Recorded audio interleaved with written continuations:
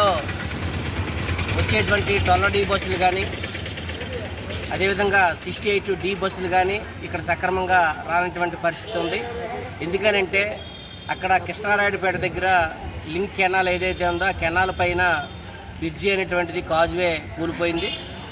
RTC అధికారులు అది ప్రమాదం అని గుర్తించి అక్కడి నుంచే బస్సులు తిప్పేటువంటి ప్రయత్నం చేస్తున్నారు. అంటే దేవరాపల్లికి 10 కిలోమీటర్ల దూరంలోనే అక్కడి నుంచి అక్కడ 12D బస్సులు అటువంటిది వెనక్కి తిప్పేస్తున్నారు. ఒక 2 బస్సులు మాత్రమే దేవరాపల్లికి 12D బస్సులు వయా కోటపాడు మీదుగా తిప్పుతూ ఉన్నారు. దీనివలన దేవరాపల్లిలో వేలాది మంది వందలాది మంది ప్రయాణికులు తీవ్రమైనటువంటి ఇబ్బందులు పడినటువంటి పరిస్థితి ఈరోజు కనిపిస్తూ ఉంది.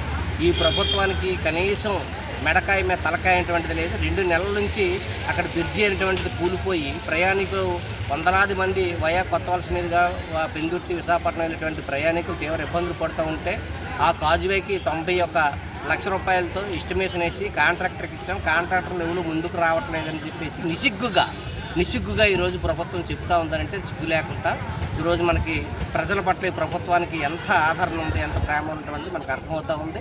ప్రజలు ఇక్కడి నుంచి కృష్ణారాయుడుపేట వెళ్ళి ఆటోకి ఇటు నుంచి 30 అటు నుంచి 30 60 రూపాయలు ఇచ్చుకొని స్కూల్ పిల్లలు విద్యార్థులు అనేక మంది అక్కడికి వెళ్ళి బస్సులు ఎక్కేటువంటి పరిస్థితి ఈరోజు కనిపిస్తూ ఉంది. ఆ విధంగా 60 రూపాయలు ఇవ్వడం అంటే చదువుకున్న పిల్లలకి తల్లిదండ్రులకి పెనుభారంగా ఈరోజు మారింది. పిల్లలకు డబ్బులు ఇచ్చుకోలేక చదువు ఒక రోజు వెళ్తే ఇంకో రోజు స్కూల్కి వెళ్ళలేనటువంటి పరిస్థితి ఈరోజు కనిపిస్తూ ఉంది. ఈరోజు దేవరాపల్లి ఆర్టీసీ కాంప్లెక్స్లోని మనం సిపిఎం పార్టీగా నిరసనటువంటిది తెలియజేయడం జరిగింది. బస్సులు ఖచ్చితంగా ఆ బ్రిడ్జి ఏదైతే ఉందో యుద్ధ ప్రాతిపదిక మీద పూర్తి చేయాలని చెప్పేసి మేము డిమాండ్ చేస్తూ ఉన్నాం.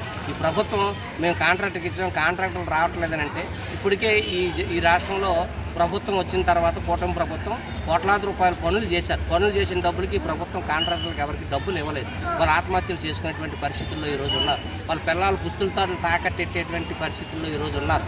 అటువంటప్పుడు కాంట్రాక్టర్లు ఎలా ముందుకు వస్తారని చెప్పేసి మేము అడుగుతా ఉన్నాం. కాబట్టి మీ ప్రభుత్వానికి సిగ్గు శరం ఏదైనా ఉంటే ఈ పవన్ కళ్యాణ్గా ఉప ముఖ్యమంత్రి, పంచాయతీరాజ్ మంత్రి, రోడ్డు శాఖ మంత్రిగా ఉన్నప్పుడు ఇటువంటి పరిస్థితులు జనం ఇబ్బందులు పెడతా ఉంటే తొక్కి నార తీస్తాను, ప్రశ్నించడానికే పార్టీ పెట్టానని మీరు చెప్పుకునేటువంటి మీరు కనీసం 2 నెలలైనా ఓ చిన్న బ్రిడ్జిని యుద్ధ ప్రాతిపదిక మీద చేయలేనటువంటి నిస్సాయ మీరు ఉన్నారనంటే ఈరోజు ప్రజలకు ఈరోజు అర్థమవుతూ ఉంది.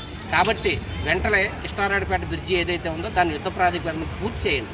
పూర్తి చేసి వందలాది ప్రతి పావు గంటకి 12D బస్సు ఉండేది, 55D బస్సు ఉండేది, 68 బస్సు ఉండేది, 333 బస్సులు ఉండేవి. బస్సులన్నీ పూర్తి సక్రమంగా వచ్చే పరిస్థితి లేదు. ఈరోజు ప్రజలు తీవ్ర ఇబ్బందులు పడుతుంటారు. పండుగలు మన దసరాకి అయితే నరకం చూశారు, రేపు దీపావళి వస్తుంది ఇంకా ఇబ్బందులు పడతారు, సంక్రాంతి వస్తే ఇంకా నరకం చూడాల్సిన పరిస్థితి వస్తుంది. కాబట్టి ప్రజల పరిస్థితుల్ని, ప్రజల యొక్క శ్రమని మీరు అర్థం చేసుకోకుండా, కష్టాలను అర్థం చేసుకుంటూ పరిపాలన చేయడం అని అంటే ప్రజలు మోసం చేయడం కాదని చెప్పేసి మేము ప్రశ్నిస్తాం. అందుకని యుద్ధ ప్రాతిపదిక మీద అది వెంటనే పూర్తి చేయకపోతే మేము పెద్ద ఎత్తున ఆందోళన చేసి ఆ బ్రిడ్జి దగ్గర పెద్ద ఎత్తున నిరసన తెలియజేస్తామని చెప్పేసి మేము సిపిఎం పార్టీగా ఈ ప్రభుత్వానికి, అధికారులకు హెచ్చరిక చేసి స్పష్టం చేస్తాం.